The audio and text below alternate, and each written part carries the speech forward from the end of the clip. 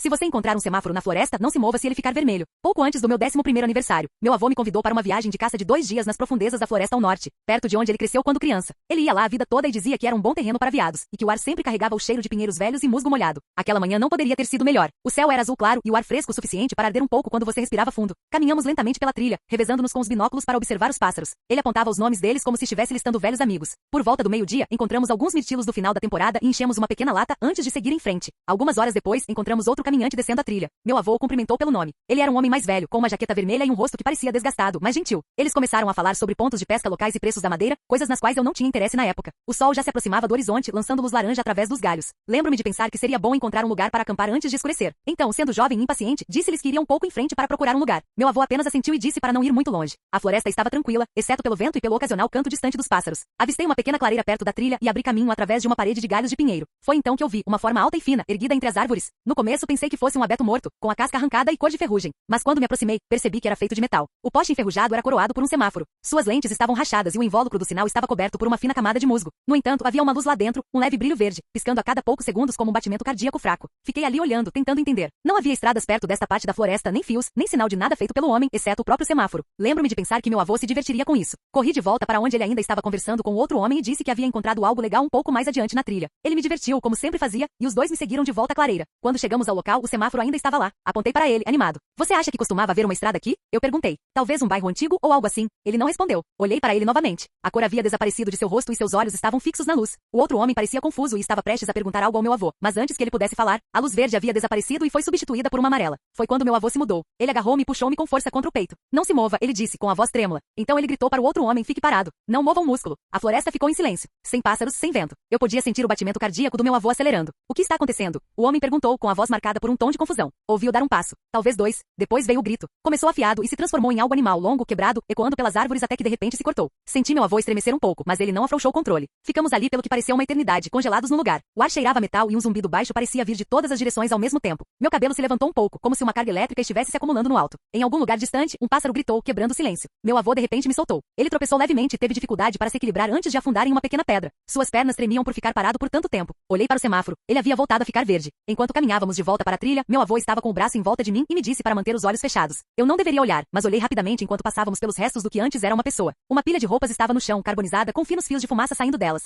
A grama ao redor estava manchada de vermelho escuro. Nossa viagem foi obviamente interrompida e voltamos para o carro no escuro. Desde então, perguntei ao meu avô várias vezes ao longo dos anos sobre o que ele viu depois que a luz mudou para vermelho, mas ele se recusou a falar sobre isso. Até onde eu sei, o homem que conhecemos na trilha naquele dia ainda está listado como desaparecido pela polícia. Acho que meu avô sabe mais do que deixa transparecer sobre o que descobrimos. Há anos que penso em voltar lá para ver se ainda lá está, mas não me atrevi. Ainda não.